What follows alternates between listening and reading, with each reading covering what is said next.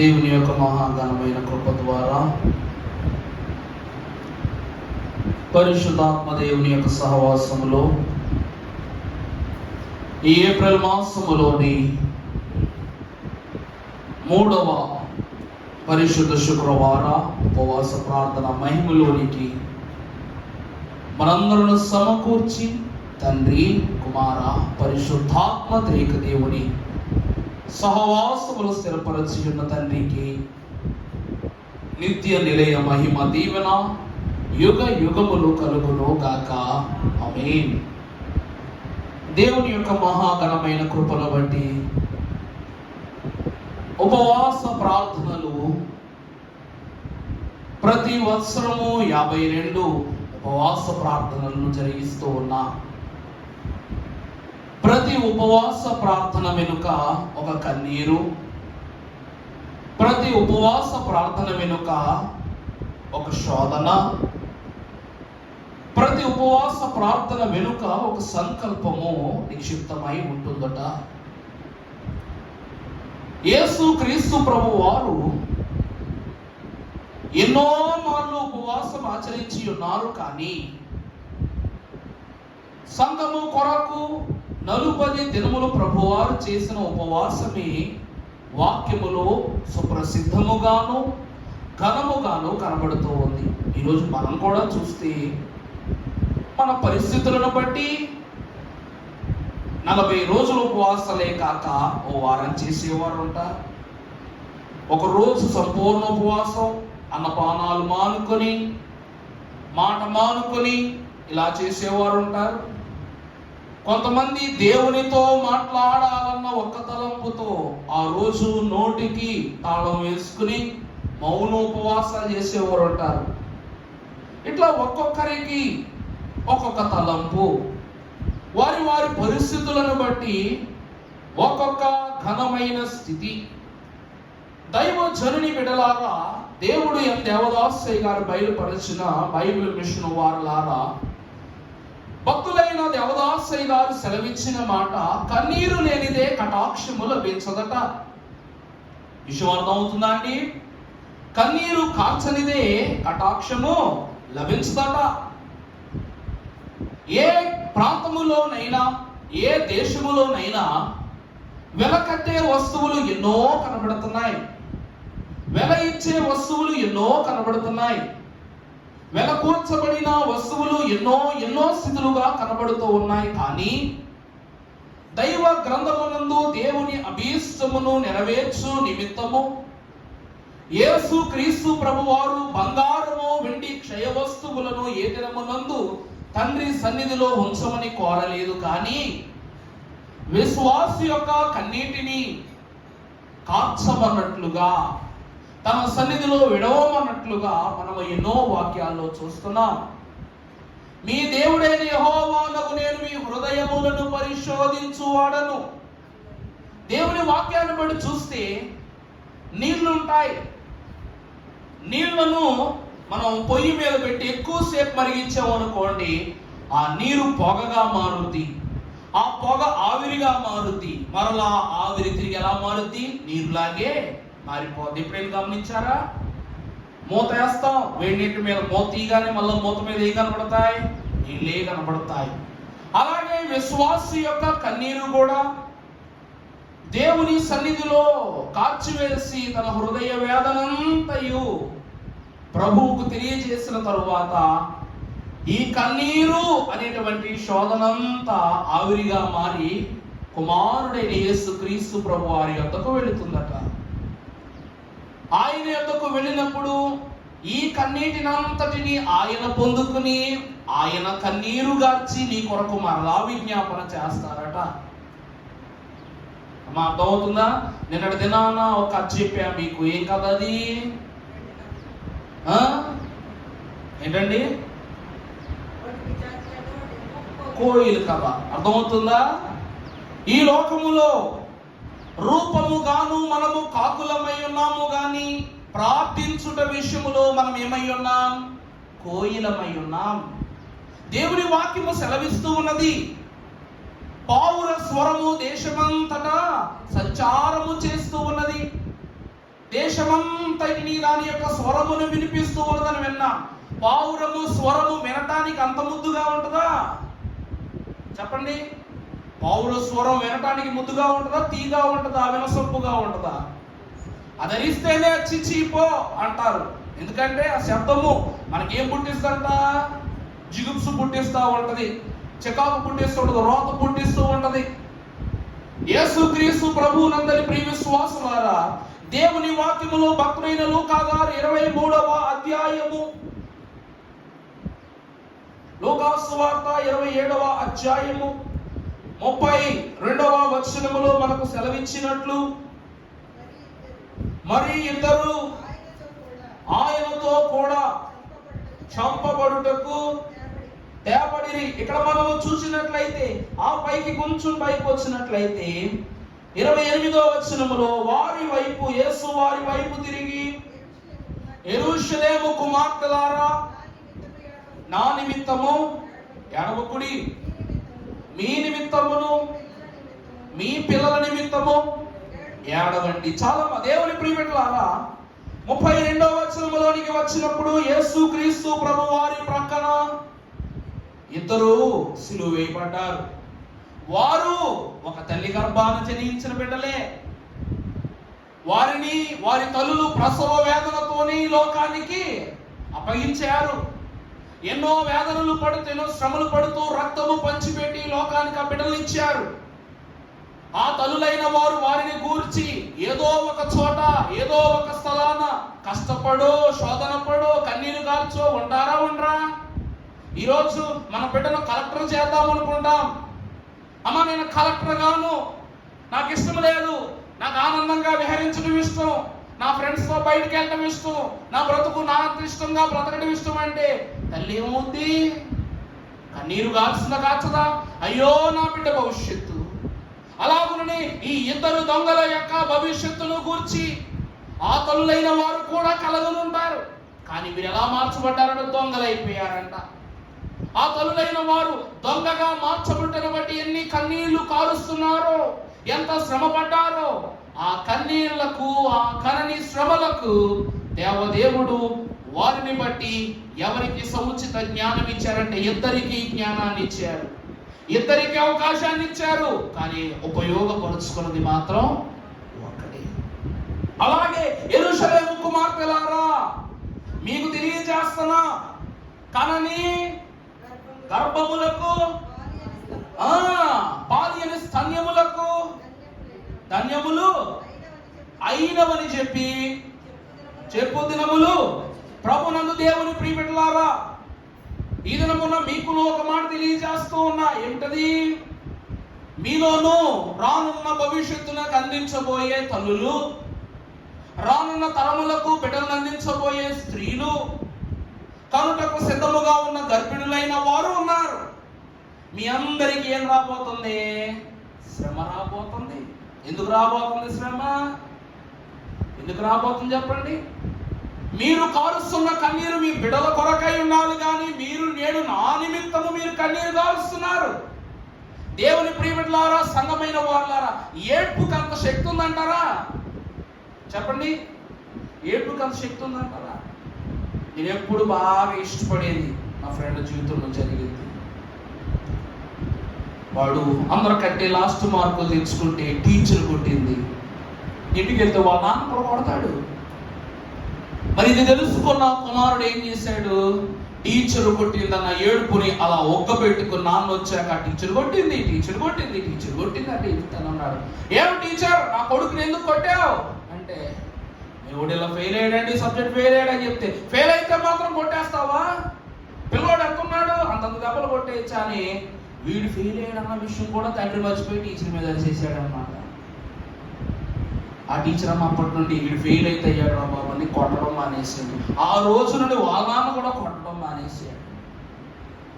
ప్రభువునందు దేవుని ప్రియబిడ్డలారా, దేవుని వాక్యాన్ని బట్టి చూస్తే ఒక ఏడుపుతో పరలోకనాథుడైన దేవదేవుని హృదయమునే కరిగించి మనుష్య కుమారుని ఈ లోకమునకు ప్రసాదించమనే గొప్ప వరాన్ని సంపాదించుకునేది తల్లి అయినా అవ్వమ్మ. అర్థమవుతుందా అండి? మీరు పోండి బయటకు అని ఏదేను వనములో నుండి దేవదేవుడు వారిద్దరిని పంపివేసినప్పుడు ఆదాము ఏం మాట్లాడుకొని వెళ్ళిపోతాడు. కానీ అవ్వమ్మ ఏం చేసిందంటే ఆ ప్రక్కగా పడిపోయి నేల కొదిగిపోయి తన కన్నీటితో ఏదేను వనమంతటిని తడిపేస్తుంది, ప్రభు పాదాలను తడిపేస్తుంది. హృదయమంతా ఘోషతో నింపుకొని ప్రభువా ప్రభువా ప్రభువా నిడుస్తూ ఉంటే, అవమ్మా నువ్వు వేదన పడకు అంటే విశ్వాస యొక్క కన్నీరును పరలోక ప్రభు అయిన మనస్సును కూడా ఏం చేస్తాయంట, కలిగించేస్తాయి. అందుకే ఇలా రాస్తారు, కన్నీళ్లతో కఠిన మనసు కరిగించుకుందాము. మనం ఏ మనస్సు కరిగించుకోవాలో ఏడుపుతో కఠిన మనస్సులను కరిగించగలం. మన ప్రభువును కఠిన మనస్సు కాదు, కరుణాహృదయుడు ఆయన. కఠిన హృదయములనే కరిగించగలిగే కన్నీళ్లు కరుణా స్వరూపుడైన ప్రభువు యొక్క మనస్సును కరిగించలేవా, కదిలించలేవు. అంటే ఎక్కడ శాపము పుట్టిందో అక్కడే వరము పుట్టింది అవ్వమ్మకు. ఎక్కడ శాపము కలిగిందో ఆ గర్భమునకు అదే చోట వరం ఇచ్చాడు. కారణం ఏమిటంటే ఏడుపు. దాని ఏడుపు అని కూడా మనం పేరు పెట్టుకోకూడదు. ధన్యమనగా కన్నీటి విజ్ఞాపన. అందుకే వధువు సంఘము కన్నీటి విజ్ఞాపనతో సాధించలేనిది లేదు. సాధించకూడని వస్తువు గాని, పరిసరము గాని, పరిస్థితి గాని, ఆశీర్వాదము కానీ లోకములో లేదని ప్రభువు పేరుని తెలియజేస్తున్నారు. దేవుని వాక్యమునందు చూస్తే ఆ వాకున కొన్ని పరిశుద్ధమైన కన్నీటి విజ్ఞాపనలతో ప్రభు వారి హృదయాన్ని సంపాదించుకున్న తల్లులైన వారిని గురించి, కొందరు విశ్వాసం గురించి ఇది నాకు తెలుసుకుందాం. పరిశుద్ధ లేఖన భాగంలో ఆదికాండము 21వ అధ్యాయము 16వ వచనము చదువుకున్నప్పుడు, ఒకడు నరుని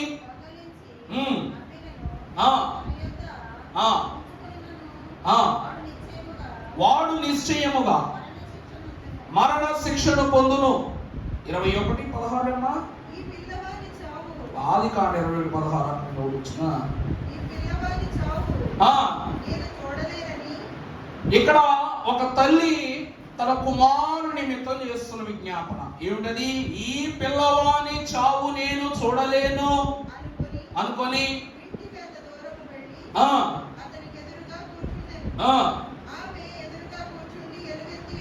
ఆమె ఎదురుగా కూర్చుండి ఎలుగెత్తి ఏడ్చి. ప్రభువునందు దేవుని ప్రియబిడ్డలారా, ఈమె ఎవరంట? తల్లి అయినా హాగరు. నిజం చెప్పాలంటే సారమ్మ గారి విశ్వాసం కన్నా హాగరు విశ్వాసం చాలా గొప్పది. చాలా అంటే చాలా గొప్పది. దేవుని యొక్క ఆశీర్వాదాన్ని బట్టి అబ్రహాము దేవుని యొక్క తలాంతులను ఎరిగి కూడా భార్య చెప్పిందన్న ఒక మాటను బట్టి దేవునికి లోబడక హాగరుని ఏం చేసుకున్నాడు? రహస్య వివాహం చేసుకున్నాడు.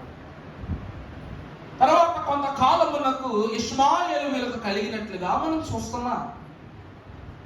ఈ ఇష్మాయేలు నేటి దినాన ఇశ్రాయేలు ప్రజల పాలిట ముళ్ళ కిరీటంగా మారారు. ఇష్మాయేలీలు ఎలా మారారు? ఇశ్రాయేలు ప్రజల పాలిట ముళ్ళ కిరీటంగా మారిపోయారు, శిరోభారంగా మార్చబడ్డారు. నిజముగా దేవదేవుడు శత్రు సంతానమును హతమార్చమని ఇశ్రాయేలీలకు ఎందుకు చెప్పారు? కానీ తనంతట తానే మరణించే ఒక పరిస్థితి ఆ బిడ్డకు కలిగిందా లేదా? ఇష్మాయేలు ఆకలితో ఏడుస్తున్నాడు. ఈ తల్లి ఏమంటుంది? ఈ బిడ్డ చనిపోవటం నేను చూడలేను అంటది. అంటే దేవుడైన యెహోవా ఇష్మాయేలీల విషయంలో పాపులుగాను, వారి కల్దీయులు, ఫిలిష్తీయులు, లోకహితమైన స్నేహబంధత్వము కలిగిన వారు ఎందరో బయటకు వచ్చారు. వీరందరినీ ఇశ్రాయేలీలైనటువంటి వారితో, వారి రాజులతో వారిని హతమార్చమని ప్రభువు అయిన దేవదేవుడు సెలవిచ్చారు. ఒకవేళ ఆనాడు హాగరునకు ప్రభు సహాయం చేయకపోయిండుంటే, నీటి ఊటను పుట్టించకపోయిండు ఉంటుంటే, మరలా తిరిగి నీవు శరమ యొద్దకు, యజమానురాలు యొద్దకు వెళ్ళుము అని చెప్పకపోయిండుంటే, ఆ బిడ్డ ఆమె ఇద్దరు అక్కడ అంతమైపోయేవారుగా. కానీ ప్రభు అయిన యెహోవా ఎందుకు వారికి అవకాశం ఇచ్చారు? అర్థమవుతుందా అండి? దేవదేవుని ఒక్క వాక్యాన్ని సెలవిస్తున్నట్టు మనం చూస్తే, సాతాను కన్నీళ్లు పెట్టుకున్న వరాలు ఇచ్చేస్తారు ప్రభు. తెలుసా అండి మీకు ఈ విషయం? సాతానే స్వయంగా కన్నీళ్లు పెట్టుకుని నన్ను క్షమించు అని వేదన పెట్టుకున్నారని ప్రభు ఏం చేస్తారు? క్షమాపణ ఇచ్చేస్తారు. దేవుని వాక్యాన్ని బట్టి చూస్తే ఆ పిల్లవాడిని గురించి ఈ తల్లి ఏం చేస్తా ఉంది? ఏడుస్తూ ఉంది, ఎలుగెత్తి ఏడుస్తూ ఉంది దేవుని వైపు చూసి. ఎందుకంటే తల్లి గర్భమున నీవు రూపింపబడక మునుపే నిన్ను నేను ఎరిగి ఉన్నాను ప్రభు సెలవిచ్చారు. ఇష్మాయేలీయుల యొక్క భవిష్యత్తును సమస్తమును ఎరిగి ఉన్న దేవుడు ఆ సమయము ప్రభువు చేతిలో ఉన్నప్పటికీ వారిని హస్తము చేసే అంత అవకాశము ఆ దినము ప్రభువునకు కలిగినప్పటికీ ఆ బిడ్డను, ఆ తల్లిని కాపాడటానికి, మరలా వారికి రక్షణ భాగ్యాన్ని కలిగించడానికి గల కారణం ఏమిటంటే ఆ తల్లి కన్నీటి విజ్ఞాపన. ఆ దినమున ప్రియులారా, దేవుని వాక్యాన్ని బట్టి మనం చూస్తే తప్పు హాగరుది కాదు, శారమ్మది తప్పు. అర్థమవుతుందా అండి? హాగరు తనంతడు తాను అబ్రహామును ప్రేమించలేదు, మోహించలేదు, చెరపట్టలేదు. ఏం చేసింది? ఆమె దాసిని వివాహం చేసుకోమని చెప్పి శారమ్మే సలహా ఇచ్చింది, దగ్గరుండి పెళ్లి చేసింది. తప్పెవరిది? మన భాషలో ఒక మాట చెప్తారు, మన పిల్లలు ఆడుకుని మేకలంట మన ఇళ్లలోనే పడేసినప్పుడు మనం ఏం చేస్తాం? అది తీసుకొచ్చి పక్కింటి వాడి దాంట్లో పక్కింటి వాడి పక్కన పడేస్తాం. వాడు ఆడి పక్కన పడేస్తాడు. తిరిగి మనకే మళ్ళీ ఎక్కడికి వస్తుంది? మన ఇంట్లోకే వస్తుంది. ఒక పోస్టర్ ఉంటుంది అనమాట, ఇలా ప్లస్ షేప్ లో ఉండి 4 ఇళ్ళు ఉంటాయి.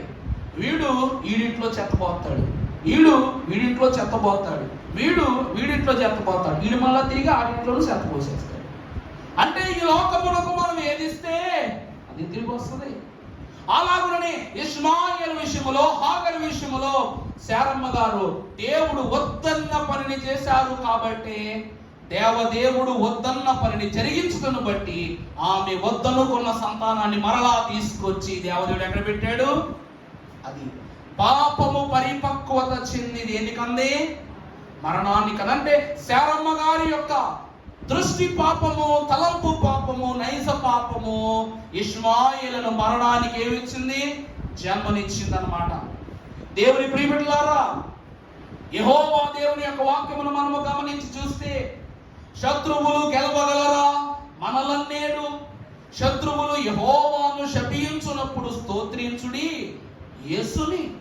మనం ఎలా స్తోత్రించాలంట? స్తోత్రానుసారంగా స్తుతించాలట. ఇక్కడ మనము చూస్తే అబ్రహాము యొక్క విశ్వాసము నిక్కమైనది, శారమ్మ విశ్వాసము నిక్కమైనదే. కానీ విశ్వాసాలతో సంసారాలు సాగవు, విశ్వాసాలతో ఆయుష్కాలం నిలబడదు, విశ్వాసముతో బ్రతుకు ముందుకు సాగదని గమనించిన శారమ్మ, ఈ విశ్వాసము నీకు ఆయుష్ ఇచ్చిందా, విశ్వాసం ఎవరాన్ని ఇచ్చిందా అని గ్రహించి ఏం చేసిందంట? ఆమె విశ్వాసాన్ని అక్కడే అడుగంటి వేసి తన భర్తకు హాగరునిచ్చి వివాహం చేసింది. ఆ హాగరు కూడా అబ్రహాము విశ్వాసములో పాలిభాగస్తురాలు అయిపోయింది లేదా? ఈరోజు పెళ్లి చేసుకోగానే ఆడ కూతురు ఇంటి పేరు ఏదైనా కావచ్చు, వెంటనే ఆ ఇంటి పేరు ఏం మారిపోద్ది? భర్త ఇంటి పేరుగా మారిపోద్ది. భర్త ఇంటి పేరుగా మారినప్పుడు భర్తకు ఉండవలసిన హక్కులో ఈమెకు సగం, బాధ్యతల్లో సగం, ప్రేమలో సగం, బరువు బాధ్యతల్లో సగం, ఆప్యాయతలో సగం, నాగానటలో సగం, ఇంటి తాళాల గుర్తులో ఇక ఫుల్ అనుకోండి, వేరే విషయం అది. అలాగే తన భక్తిలో కూడా భాగాన్ని భార్య పొందుకుంటుంది. అబ్రహాము యొక్క విశ్వాసములో శారమ్మకి ఎంత కన్నీటి ప్రార్థన ఉందో, హాగరునకు కూడా దేవుడు అంతే కన్నీటి విజ్ఞాపన ప్రార్థించారు. కానీ ఆ శారమ్మ గారు ఏ దినమునందు ప్రభు ఎదుట శ్రమను గురించి కన్నీరు గార్చలా. అంతటి గొప్ప విశ్వాసాన్ని అబ్రహాము గారు కలిగి ఉన్నారు కాబట్టి ఆ కష్టం ఎప్పుడు శారమ్మకు రాలా. కానీ ఆ కష్టము శారమ్మ గారి కాక హాగరుకు కలిగినప్పుడు ఆమె కన్నీరు కార్చడం ద్వారా మరింత విస్తారముగా ఇష్మాయేలీలను దేవుడు ఏం చేశాడు? ప్రబలింపజేశాడు. దేవుని యందు ప్రియబిడ్డలారా, సంఘమైన వారలారా, దేవుని ఆత్మలో, దేవుని నడిపింపులో మనము సాగుతూ ఉన్నాం. హాగరు యొక్క కన్నీరు ఆమెకి ఏమిచ్చింది చెప్పండి? ఆమెకేమిచ్చింది? నశించిపోయిన దానిని వెదకి రక్షించే భాగ్యాన్ని దేవదేవుని ద్వారా ఆమెను గ్రహించి. శత్రువులే కావచ్చు, కానీ శత్రువు విశ్వాసి అయితే దేవదేవుడు విడిచిపెడతాడా? విడిచిపెట్టడు. తప్పు హాగరదా, ఇష్మాయేలుదా అంటే ఇద్దరిదే కాదు. అందుకే తప్పు వారిది కాదు కనుక మరొక సంకుటముగా దేవదేవుడు హాగరు యొక్క ప్రార్థనను విన్నారు. ఇది మొదటి ఏడుపు, హాగరు యొక్క ఏడుపు. ఈ ఏడుపునకు దైవజనులు పెట్టిన పేరు ఏమిటి అనగా వేదనతో కూడిన ఏడుపు. ఈమె హృదయ వేదనంతా ప్రభు ఎదుట విస్తరింపజేసుకుంది. ప్రభు చెప్పినట్టు చేసింది, కానీ నాకు అదివు ఇదివు, నేను వారి దగ్గర ఉండనని ఏమైనా కయ్యం పెట్టుకుందా ప్రభుతో?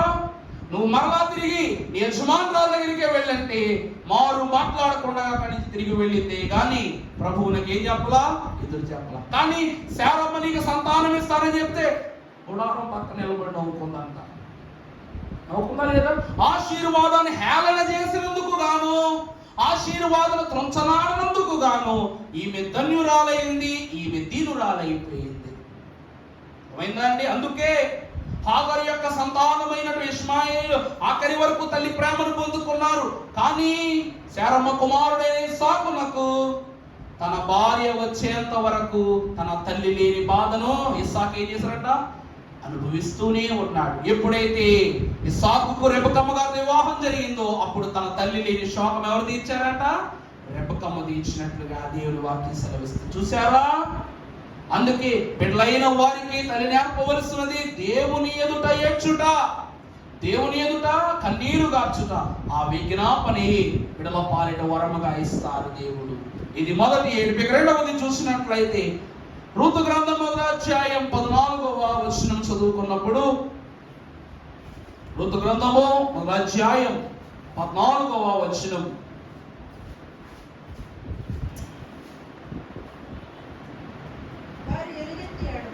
వారు ఎలుగెత్తి ఏడవగా తన అత్తను ముద్దు పెట్టుకొనెను. ఇట్లుండగా ఆమె ఇదిగో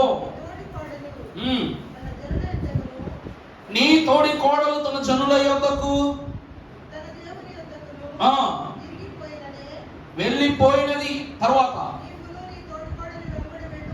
చూచారా దేవుని ప్రియబిడ్డలారా, ఇక్కడ ఓర్పా అను ఒక ఆమె రూతు యొక్క తోడి కోడలుగా కనబడుతూ ఉంది. ఆమె అత్తగారు తన ఇద్దరు కుమారులను కోల్పోయి, వీరి భర్తలను కోల్పోయి ఆమె కుమారులను కోల్పోయింది. ఆ పరిస్థితిని బట్టి అత్తకు పెట్టడానికి ఏమి లేదు, ఆమెకు పెట్టే అంత శక్తి లేదు, ఆదాయము లేదు, ఆధారము లేదు. అందువలన మీ జీవితములు యవన వయస్సులోనే ఇలా మార్చబడ్డాయి.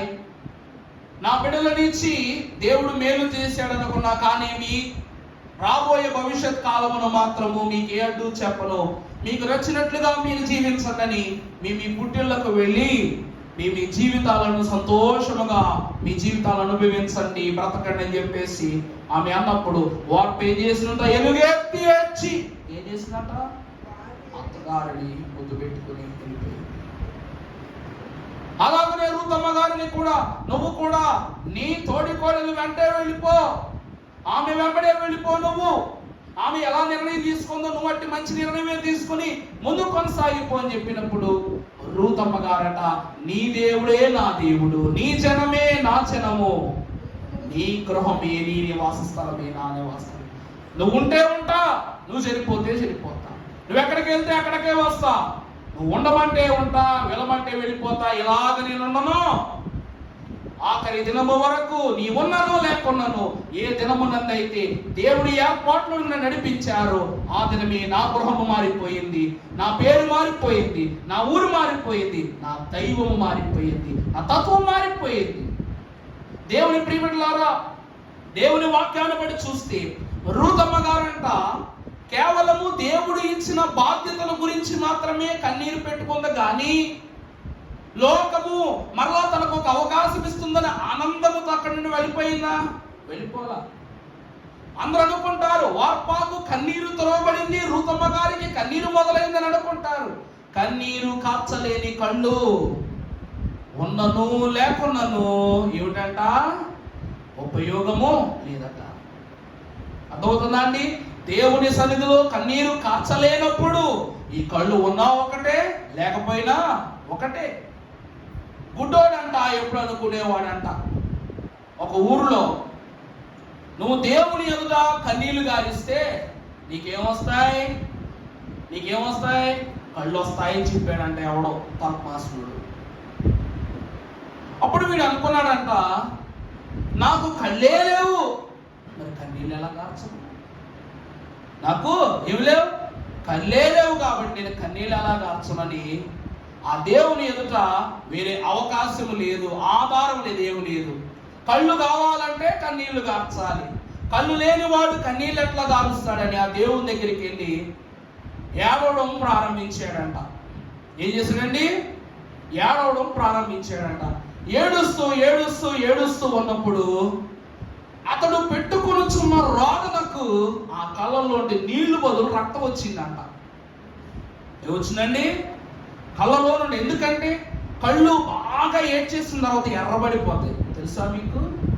ఏకదాటిగా ఒక వస్తువును కానీ ఒక బలమైనటువంటి కిరణాలను కానీ చూస్తే కళ్ళు బరువెక్కిపోతాయి. ఆ బరువులో నుండి కన్నీళ్లు తర్వాత వెనువెంట రక్తం వచ్చేస్తుంది. ఇతడు కూడా బరువెక్కిన తన కళ్ళతో, లేని కళ్ళతో దేవుని చూడాలన్న ఆసక్తితో కన్నీళ్లు కార్చలేదు కానీ దేవుని ఎదుట ఏం కార్చాడంట? రక్తమును కార్చాడట. యేసుక్రీస్తు ప్రభు వారి యొక్క చరిత్రను మనము చూసినట్లయితే కళ్ళు లేనటువంటి వాణి యందు దేవుని కృపతో అతడిని ఒక బురదలోనికి ప్రభు తీసుకుని వెళ్ళి ప్రభువు ఉమ్మివేసి ఆ బురదతో తన కళ్ళను శుద్ధి చేసినట్లుగా చూస్తున్నాం. ప్రభువునందు దేవుని ప్రియబిడ్డలారా, యేసుక్రీస్తు ప్రభు వారు కన్ను లేని వారి మీద ఉమ్మివేసి బురదతో దాన్ని శుద్ధి చేసి వారికి కళ్ళిచ్చారు. మరలా కళ్ళిచ్చిన తరువాత ఆ విశ్వాసం ఏం చేయాలి? ప్రభువుకు కృతజ్ఞుడై ఉండాలి. కానీ సిలువ శ్రమలలో ప్రభు వారి మీద ఉమ్మేసేంత కఠినాత్ములుగా మార్చబడ్డారు. ఈరోజు విశ్వాసి కళ్ళు కన్నీరు కారిస్తే చాలని వధువు సంఘానికి ప్రభు తెలియజేస్తున్నారు. కన్నీరు గార్చిన వాళ్ళే గొప్ప వాళ్ళు అయితే మరి రక్తం గార్చిన వ్రతం ఏంటి? అర్థమైందా అండి? దేవుని వాక్యాన్ని బట్టి చూస్తే ప్రభు వారి యొక్క దేహం, ప్రభు వారి యొక్క చెమట రక్తములా మారుచింది. కానీ ఈ విశ్వాసి యొక్క కన్నీరు లేకపోగా కన్నీరునకు బదులు రక్తమే ప్రభు యొక్క పాదముల యొద్ద చిందించాడు. దేవుని ప్రియబిడ్డలారా, ఆ కాలమునందు భక్తులైనటువంటి వారంట హిమాలయాలలో దేవునికి విజ్ఞాపన చేసుకునేటప్పుడు, దేవుని ఎదుట కన్నీరు కార్చేటప్పుడట వారి యొక్క కన్నీళ్లు ఐసు దెబ్బ కట్టగట్టుకుపోయాయి. హిమాలయాల్లో కన్నీరు గాచి ప్రార్థన చేస్తే కంటి చుక్క రావడం పాపం వెంటనే కట్టగట్టుకుపోతుంది, వెంటనే కట్టగట్టుకుపోతుంది. రక్తం పడినా ఏదైనా ఒక వస్తువు గుచ్చుకుంది అనుకోండి, ఆ చోటు వెంటనే ఐస్తో ఫామ్ అయిపోతుంది. మరి అంత కఠినమైనటువంటి పరిస్థితులలో దేవునికి హృదయపూర్వక విజ్ఞాపన చేస్తున్న వారెక్కడ? ఈ దిన మన దేవుని సన్నిధిలో కన్నీరు కాచడానికి ఆలోచించే మనం ఎక్కడ? ఈ దినాల్లో పరిస్థితులు ఎలా ఉన్నాయి? రూతమ్మ గారి ప్లేస్ లో ఎవరైనా ఉన్నారనుకో, వారేం చేస్తారు? అమ్మా, మా అత్తగారు ఎంత మంచిది, నా జీవితానికి ఇంకొక అవకాశం ఇచ్చింది, నన్ను వెళ్ళిపోమంది, నా జీవితం నన్ను చూసుకోమంది, నీ ఇష్టం వచ్చినట్లుగా ఉండమ్మా, నీ జీవితాన్ని ఏలుకోమని చెప్పగానే గంతులు వేసుకుంటూ ఇంట్లో పళ్ళెం కూడా వదలకుండా సర్దుకొని వెళ్ళిపోతారు. కానీ రూతమ్మకు కోల్పోయే జీవితం ఎదురుగా ఉందని తెలిసి, తిరిగి రాని జీవితం ఎదురుగా ఉందని తెలిసి, ఇక నీ జీవితం ఇంతకంటే హీనమైపోవునన్న విషయం తెలిసి కూడా రూతమ్మ గారు ఏం చేసిందంట? దిగితే నీతో పాటు దిగిపోతా, ఎదిగితే నీతో పాటు ఎదిగిపోతా, నశిస్తే నీతోనే. ఒక భర్తతో అనవలసిన మాటలు, తన ప్రాణ ప్రియునితో అనవలసిన మాటలు తన అత్తగారితో ఉంది. దేవుని ప్రియబిడ్డలారా, యేసుక్రీస్తు ప్రభు వారిని బట్టి చూస్తే మగ్దలేని మరియకు కుమారునిగా ఎవరున్నారంట? యోహానుగా, క్షమించండి, తల్లి అయిన మరియకు కుమారునిగా ఎవరిని ఏర్పరిచారు? ప్రభువు యోహానుగా ఏర్పాటు చేశారు. కానీ ప్రభువారి శిలువ శ్రమలలో, ప్రభువారి పనులలో ఉన్నప్పుడు మగ్దలేని మరియ తల్లి అయిన మరియమ్మ గారికి సహకారిగా ఉండేవారంట, తల్లిగారికి సహకరించేవారంట, తల్లిగారు ఎక్కడికి వెళ్ళి అక్కడికి వెళ్ళేవారంట, శిష్యులతో వెళ్ళేవారంట, ప్రభు పనుల్లో వెళ్ళేవారంట. ప్రభు అప్పగించిన పనులను పూర్తి చేసేంత వరకు ప్రభు పనిలోనే ఆమె సాగారంట. దేవుని వాక్యమును బట్టి మనము చూసినట్లయితే రూతమ్మ గారు కూడా యేసుక్రీస్తు ప్రభు వారి యొక్క తల్లి గారిని మగ్దలేని మరియ తన తల్లిగా భావించుకున్నట్లు. ఎందుకంటే ప్రభు ఏమన్నారు? సహోదరి అంటారు అందరిని. అవునా? ఈ భూమి మీదకి వచ్చిన వారందరికీ సహోదర ప్రేమే, వ్యభిచరించినదైనా సహోదర ప్రేమే, మృతతుల్యమైన పాపం చేసిన సహోదర ప్రేమే, ఏది చేసినా సహోదర ప్రేమే ప్రభు చూపించారు. అలాగే ఈమె కూడా ప్రభు తల్లిని ఆమె తల్లిగా భావించినట్లు రూతమ్మ గారు కూడా అప్పటి వరకు అత్తగారు, ఆ దినము నుండి ఆమె తన తల్లిగా మార్చబడింది. ఆమె కొరకు వారిద్దరూ కలిపి చేసిన విజ్ఞాపనకు ప్రతిగా బోయాజు అను మహాకరునికి మరలా రూతమ్మ గారి యొక్క జీవితమును బాగు చేశారు ప్రభు. అందుకే ఎక్కడ ఇద్దరు ముగ్గురు కూడి ఆయన నామమున ప్రార్థన చేయుదురు వారి మధ్యన ఉంటానని ప్రభు ఆ ఇద్దరు ప్రార్థన చేశారు కనుక ఆ విజ్ఞాపనను వినినటువంటి ప్రభువు వారి మధ్య ఉండి బోయాజును మహాపరిశుద్ధులైనటువంటి వారికి రూతమ్మ గారిని మరలా ఏర్పాటు చేసి వారి గృహమును వారి బ్రతుకును దేవదేవుడు కనపరిచాడు. ఇది వారి ఏడుపు. విధవరాలి పక్షాన్ని దేవుడు వ్యాజ్యమాడతానన్నారుగా, దేవుడు వ్యాజ్యమాడాడు, మరలా ఘనత సంపాదించుకున్నాడు. ఇది రెండవ ఏడుపు. ఇక మూడవ చూసినట్లయితే భక్తురాలైన హన్నమ్మ గారి ఏడుపు బాగా తెలుసు మనకు. సమూయేలు గ్రంథం మొదటి అధ్యాయం 7వ వచనంలో చూస్తే బిడ్డలు లేక ఆమె ఏడ్చింది, బిడ్డల కొరకు కన్నీరు పెట్టుకుంది.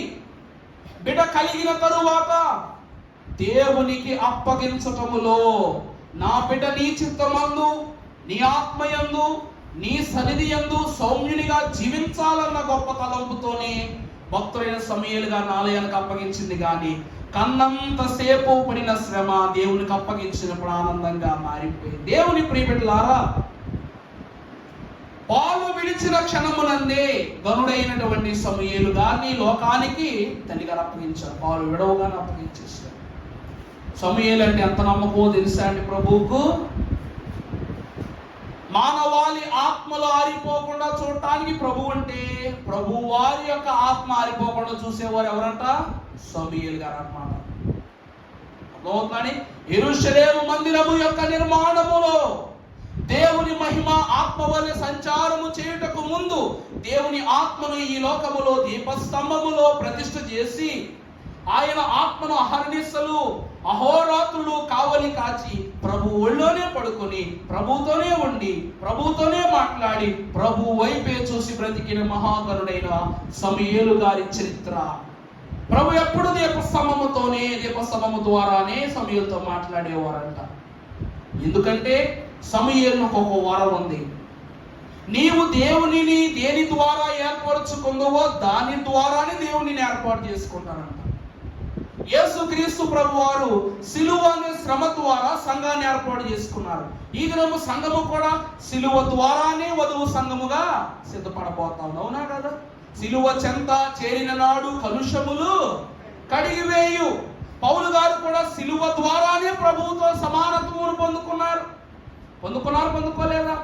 పేతురు గారు కూడా అంటే నీతో పాటు సిలువ వేయబడ్డాను, నేను కూడా వచ్చేస్తానన్నారు.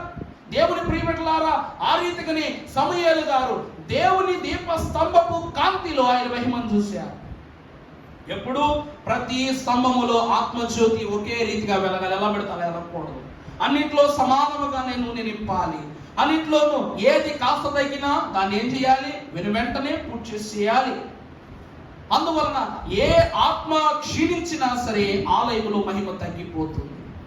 అలాగున దేవుని ఆత్మ సమూయేలుతో మాట్లాడటం ద్వారా సమూయేలు మహాభక్తుడు ఘనుడు అవ్వడానికి కారణం ఏంటంటే అతని యొక్క పుట్టుక నిమిత్తము దేవదేవుడు కనిపెట్టుకుని ఉన్నారంట. సమూయేలు యొక్క జన్మ నిమిత్తం ప్రభు ఏం చేశారు? కనిపెట్టుకున్నారు. సమూయేలు జీవితాన్ని ఒక పుస్తకంలో చెప్పలేం కాబట్టి 2 పుస్తకాలు రాయించాడు ప్రభు. మొదటిదంతా దేవుని కొరకు సమూయేలు బ్రతకటం. రెండవదిగా చూస్తే సమూయేలు ద్వారా దేవుని జనాంగము బ్రతకటం. అర్థమైందా అండి? రాజులను ఏర్పాటు చేసింది సమూయేలే, సైన్యాలను ఏర్పాటు చేసింది సమూయేలే, నూతన యెరూషలేము యొక్క సిద్ధాంతాలను అందించడం నిమిత్తము ప్రభువు వాక్కులను బయలుపరిచింది సమూయేలే. దేవునితో ముఖాముఖిగా మోషే మాట్లాడాడు అనుకున్నాం, కానీ సమూయేలు మాట్లాడని రోజు ఏముంది? దేవుడితో ప్రతిరోజు మాట్లాడేవాడు. కారణం ఏంటంటే దీపస్తంభపు కాంతి దేవుని దర్శనముగా సమూయేలుకి ఇవ్వబడింది. అంతెందుకు? సౌలు అను మహారాజును ఇశ్రాయేలు ప్రజలైనటువంటి వారు కోరుకున్నప్పుడు, సౌలు ఇశ్రాయేలీయుడు కాదు, సౌలు మహారాజు ఇశ్రాయేలీయుడు కాదు, ఎక్కడో తన తండ్రితో దేశాటం చేసుకుంటూ ఇక్కడ సమూయేలు ఒక ప్రవక్త ఉన్నారు, ఆయన కలిసి వెళ్ళిపోదామని సౌలుకు చెప్పినప్పుడు, సరే తండ్రి కలిసి వెళ్ళిపోదామని ఆ పట్టణానికి రాగానే వెంటనే సమూయేలు మహాభక్తులు వారికి ఎదురుగా వెళ్ళి తన తండ్రిని తీసుకుని వచ్చి విందు ఏర్పాటు చేసి సౌలును కూర్చోబెట్టి, యెహోవా దేవుడు వీరిని మీ పని కొరకు ఏర్పరుచుకొని ఉన్నారని తెలియజేసి, ఆ దినము తరువాత సౌలు రాజుగా పిలవగానే ప్రజలందరూ అనుకున్నారంట, ఇతరెవరో బయట వాడు మనల్ని ఏలగలడా, మనల్ని కాపాడగలడా, మనల్ని నడిపించగలడా, మన ప్రాంతాలను అభివృద్ధి చేయగలడా అని అనుకుంటుంటే ఒక యుద్ధం వచ్చి పడింది. అప్పుడు అదే ప్రాంతంలో నాగలి పట్టుకుని పొలం దున్నుకుంటున్నటువంటి సౌలునకు ఈ విషయం తెలియగానే తనదైన జ్ఞానముతో దేవుని శక్తితో యుద్ధములోనికి వెళ్ళి యుద్ధములో విజయాన్ని సంపాదించాడు సౌలు. అప్పుడు ప్రజలు కూడా సౌలు యొక్క పాలనను నమ్మారు. కానీ అది నిలబెట్టుకోగలిగాడా? సౌలు గారు నిలబెట్టుకోగలిగాడు? నేను చెప్పాలంటే ప్రభు అన్నారంట, సమూయేలు మాట ప్రభు మాట ఒకటే, మీకు రాజెందుకు, ప్రవక్తగా సమూయేలు ఉన్నాడు, బలముగా నేనున్నాను, ఇక మిమ్మల్ని పాలించవలసిన అవసరం లేదు, మీ అండాదండ మేమై ఉంటామన్నా, వారు మాకు రాజు కావాలన్నా ఒకే ఒక మాట బట్టి సౌలుని ఏర్పాటు చేసి, అంతే తప్ప ప్రజలు కోరుటను బట్టే సౌలు ప్రభు అయ్యారు కానీ ప్రభువు యొక్క తలంపులు సౌలు రాజు చేయాలని ఆలోచనే లేదు. దేవుని ప్రియబిడ్డలారా, సమూయేలు అంత గొప్ప జ్ఞానోక్తి కలిగిన వ్యక్తి. ఆ తరువాత మరలా దావీదు కొరకు సమూయేలే స్వయంగా వెళ్ళి ఆయనే అభిషేకం చేసి ఆయనే ఏర్పరుచుకుని దైవ సన్నిధికి ప్రతిష్ఠితుడిని చేశారు. మొదటిగా సౌలును ప్రజలు ఏర్పరచుకున్నారు, కానీ దావీదును ప్రభువు సమూయేలు కలిసి ఏర్పాటు చేశారు. దేవుని ప్రియబిడ్డలారా, ఇదంతా ఎవరి కన్నీటి ప్రార్థన? హన్నా యొక్క కన్నీటి ప్రార్థన. ఎందుకంటే కన్నీరు కార్చినప్పుడు తన బిడ్డను దేవునికి సమర్పణిస్తానని ఆమె కోరుకుంది. ఎటువంటి బిడ్డను సమర్పణ ఇవ్వాలో కూడా ఆమె ఆ కన్నీళ్లలోనే ప్రభువుకు విడచిప్పుకుంది. కాబట్టి ప్రభువు మనస్సు ఎరిగిన కుమారుడైన సమూయేలును దేవదేవుడు ఏర్పాటు చేశాడు. ఇది హన్నా యొక్క వేదన, హృదయపూర్వక కృతజ్ఞత విజ్ఞాపన కన్నీటి ప్రార్థన. 4వ చూసినట్లయితే ఆదికాండం 42:24లో యోసేపు గారి యొక్క కన్నీటి ప్రార్థన. ప్రభువున దేవుని ప్రియబిడ్డలారా, ఇక్కడ 3 తల్లుల కన్నీటి ప్రార్థన అయింది. ఇక 4వ చూస్తే యోసేపు గారు కన్నీటి ప్రార్థన మనకు ప్రత్యేకమైనది కాదు. యోసేపు కళ్ళు తిరిగితే కన్నీళ్ళే గార్చాడు పాపం. అన్నల వల్ల కన్నీరు, మనుషుల వల్ల కన్నీరు, లోకం వల్ల కన్నీరు, పనుల వల్ల కన్నీరు, కళల వల్ల కన్నీరు, అన్ని చోట్ల కన్నీరే. దేవుడు చెప్పిన విషయమును చెప్పినట్లు యోచన చేయనప్పుడు విశ్వాసికి వచ్చే మొదటి పరిస్థితి ఏంటంటే కన్నీరు దాచటం. దేవుని ప్రియబిడ్డలారా, యేసుక్రీస్తు ప్రభువారు అన్నారు, దైవజనులైన దేవదాసు గారు కూడా ఒక మాట రాశారు, పుణ్య కథలు ఆలకించండి దేశీయులారా, పుణ్య కథలు ఆలకించండి. చాలు, మనము పుణ్య కథలు ఏం చేయాలి? ఆలకించాలి. మహాభక్తులైనటువంటి యోసేపు గారికి పుణ్య దర్శనాలే వచ్చినాయి, కానీ దర్శనము వినటము దర్శించటము గొప్ప కాదు, విడజెప్పటం రావాలి. వాక్యం అందరూ చదువుతారు, వర్తమానం చెప్పమంటే కానీ కొంతమంది నిలబడి చెప్పిన ఆళ్ళ పేరు పెడతారు,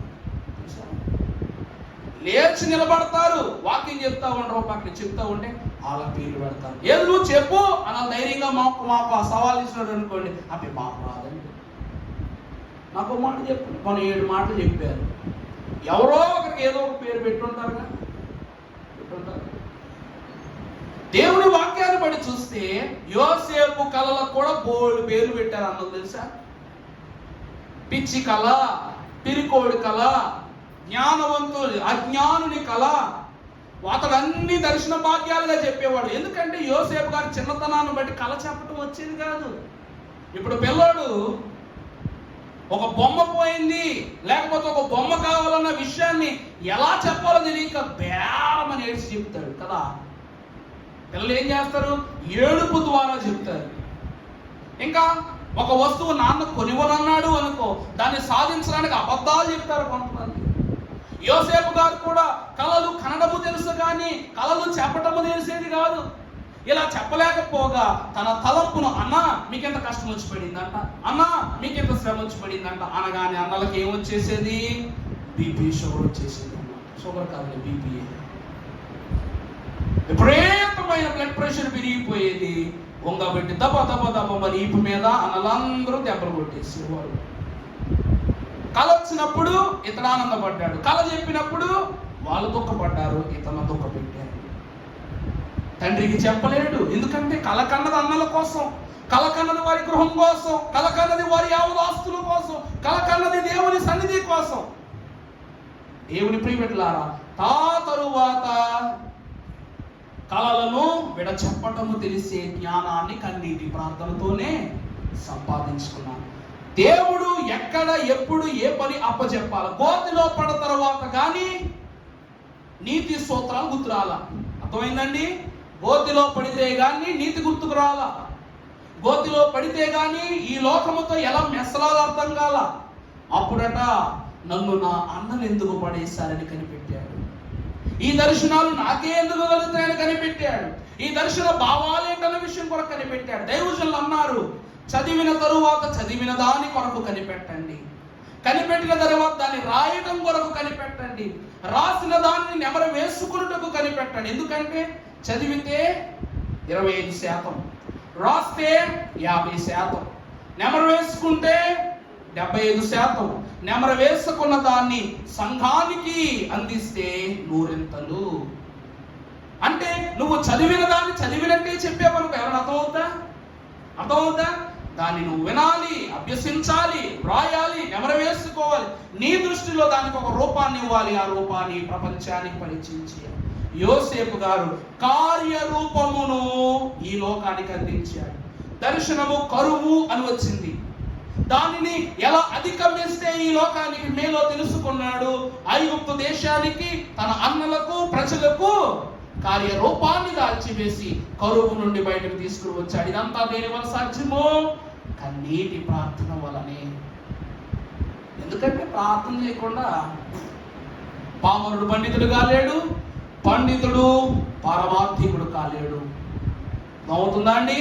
ఎవరైనా కావచ్చు, ఆదామవ్వలకు ప్రార్థన రాదు, కానీ అవ్వమ్మలకు మాత్రమే తెలుసు దేవుని ఎదుట కన్నీరు గారిస్తే దేవుని హృదయం కదులుతుందని. ఆమె ప్రార్థన మొదలుపెట్టింది.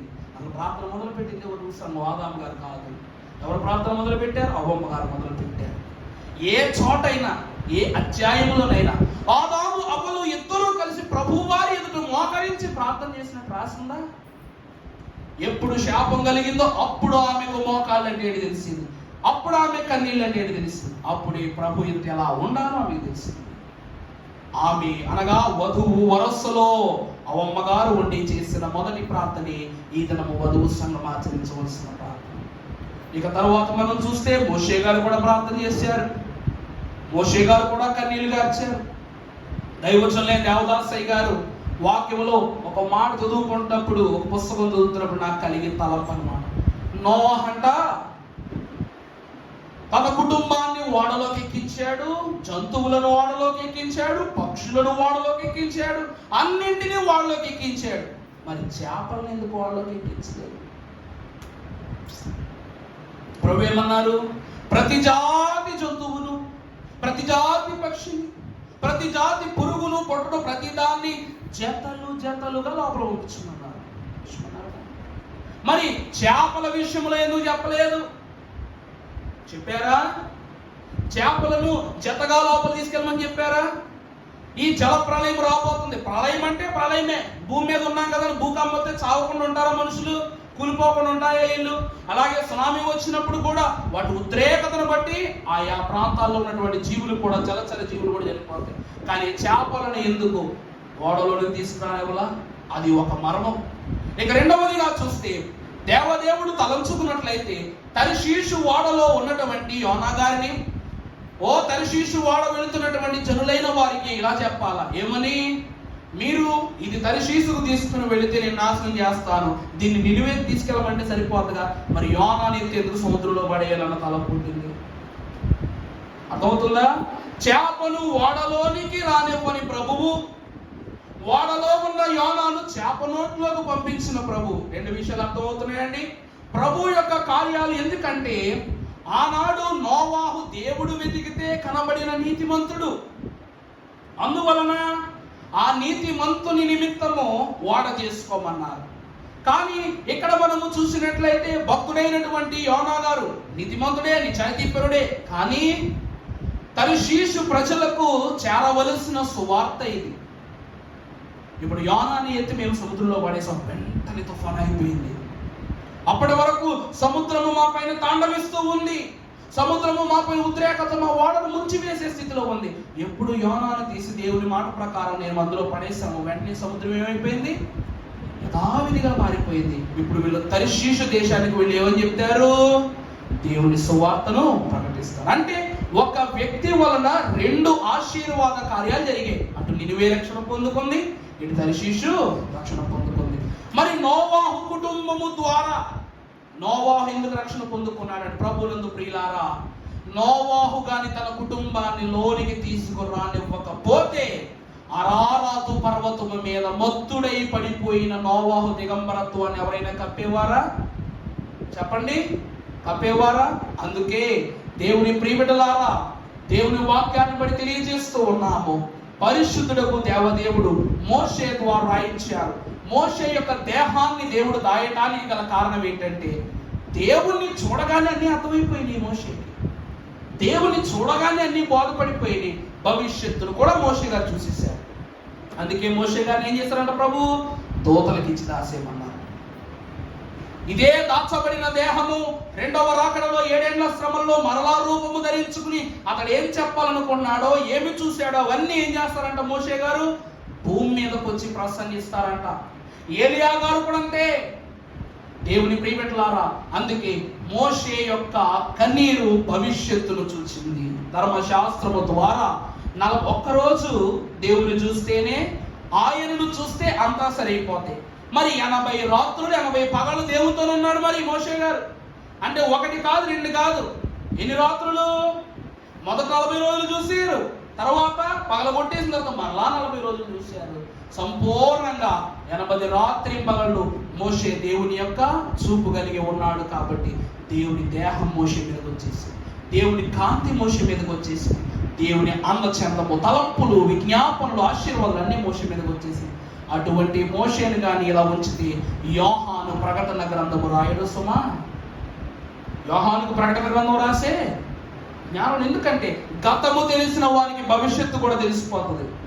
అతను గతాన్ని చూసేశాడు, భవిష్యత్తును చూసేశాడు. అందుకే గతము మోషేతోనే ముగించి భవిష్యత్తును యోహానుతో వ్రాయించారు ప్రభువు. అది వారి కన్నీటి విజ్ఞాపన.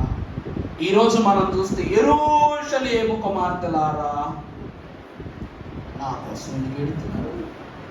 నా కోసం ఎందుకు ఏడుతున్నారు? అవ్వమ్మ తన పాపం కోసం ఏడ్చింది, హన్న తన కుమారుని కోసం ఏడ్చింది, ఇంకెవరున్నారు? హాగరు తన కుమారుని కోసం ఏడ్చింది. మీరు మీ పిల్లల కోసం ఏడవండి. నా కోసం ఏడుతారు, నా కోసం ఏడుతారండి. ఎడారిలో నా బిడ్డ చచ్చిపోతాడు అని హాగరు ఏడ్చేసిందా? హన్న నాకు రాబోయే కుమారుడు సౌమ్యుడు, శౌర్యవంతుడు, దీవెనాకారకుడు, నీ విశ్వాసి, నీ సమూహ శక్తి కొరకు పనిచేసేవాడు అని ఆమె ఏడ్చింది. ఇక చూసుకుంటే అవ్వమ్మగారు, సృష్టికి తల్లి అయిన అవ్వమ్మగారు ఎందుకు ఏడ్చిందంట?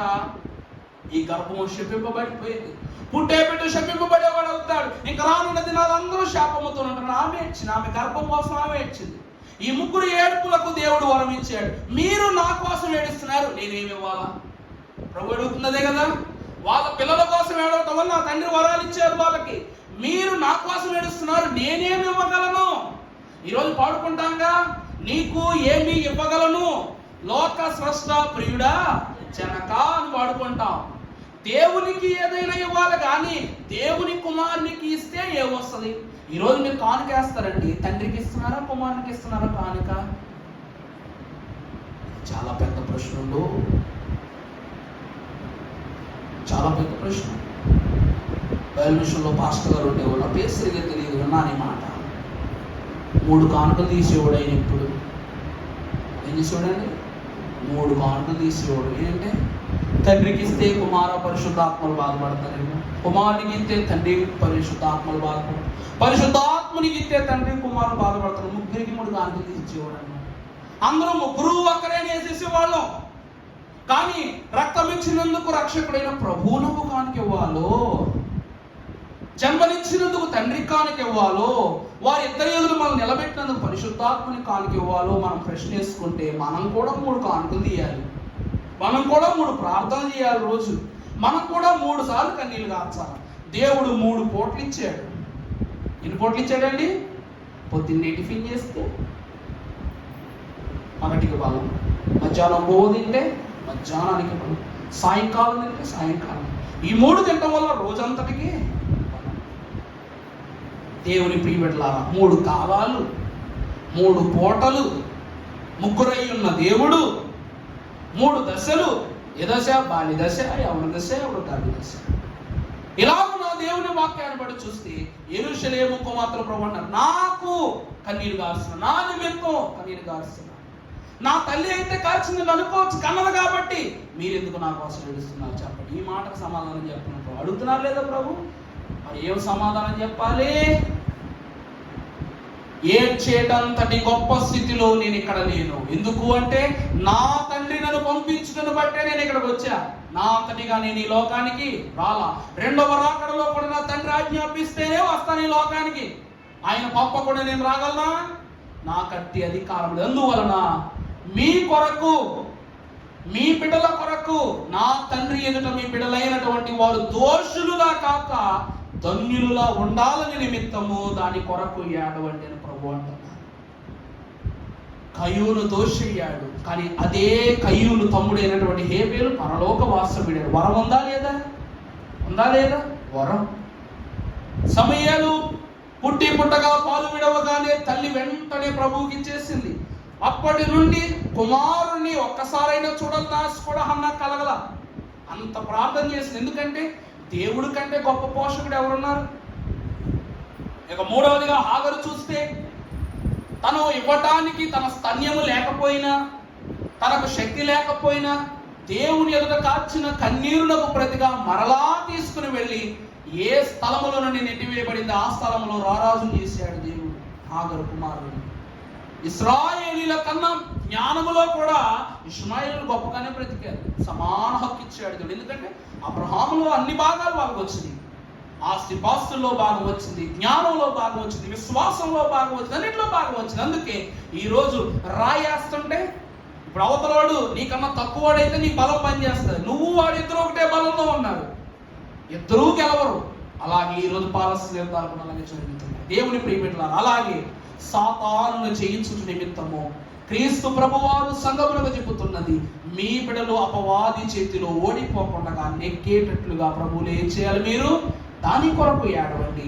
ఆ ఏడుపునకు తండ్రి ప్రతిగా ఏమిస్తారు? రక్షణ ఇస్తారు. కనుక ప్రభు అంటున్నారు, గొడ్రాళ్ళలా ఏ తల్లి మిగలకూడదు, స్తన్యం ఇచ్చే తల్లులు వారి యొక్క శోధన వేదన కనపరుచుకోకూడదు, కన్నీళ్లతో ఏ బిడ్డను కోల్పోకూడదు, వారి గర్భాలకు వేదన కలగకూడదు. అన్ని దీప్యమానముగా ఈ లోకంలో ఏమవ్వాలి?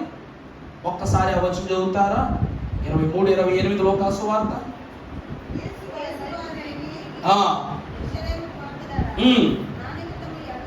ఏడవకుడి, మీ నిమిత్తము, మీ పిల్లల నిమిత్తము ఏడువుడి. ఇది ఒక మాట. ఇప్పుడు చదువమ్మా. ఇదిగో గొడ్రాళ్ళు. చాలండి. మొదటిది ఏంటి? గొడ్రాళ్ళు. ఈ లోకములో గొడ్రాళ్ళు అనే పేరు తెచ్చుకున్న వ్యక్తి ఎవరు వాక్యంలో? ఎవరు? శారమ్మ గారే. గొడ్రాళ్లకు మొదటి. తర్వాత ఏంటండి?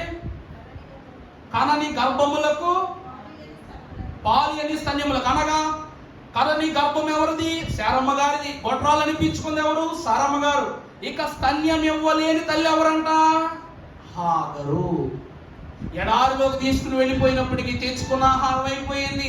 బిడ్డకు పట్టడానికి పాలు లేవు. అందుకేం చేస్తుంది? బిడ్డ చచ్చిపోవటం నేను చూడలేకపోతాను, బాధ పెట్టుకుని. అక్కడ రాసింది సరిపోయిందా? తర్వాత చదువమ్మా. అప్పుడు మా మీద పడుడని, మమ్మును కప్పుడని జనులు చెప్పసాగుదురు. ప్రభునందు ప్రియులారా, ఇక మొదటిగా చూస్తే హాగరుకు శారముకు ఆ వాక్యం సరిపోయింది. ఇక రెండవది చూస్తే అబ్రహాము యొక్క క్షమించండి అవమ్మ గారి యొక్క గర్భం ఏమైపోయింది? పాపము అనే శోధనను బట్టి ఆమె గొడ్రాలుగా మార్చబడింది. ఆమె బిడ్డలు కన్న గొడ్రాలు. ఇప్పుడు బిడ్డ అవలక్షణాలతోనూ అనారోగ్యంతోనూ పుడతారంటే తల్లిని ఒప్పుకుంటారా? శాపముతో కయ్యూను పుట్టుటను బట్టి ఆమె కన్నీరు గార్చింది. ఆమె కూడా ఈ వాక్యము వర్తిస్తూ ఉంది. ఇక ఆఖరిగా చూస్తే అన్నమ్మ గారిని ప్రతి వారు గొడ్రాలు అన్నారా లేదా? ఆఖరికి ఎవరిని కని చెప్పండి? సమూయేలును కంది. ఇప్పుడు అక్కడ తర్వాత ప్రారంభం చదవండి ఒక మాట, అక్కడే 30వ వచనం చదవండి.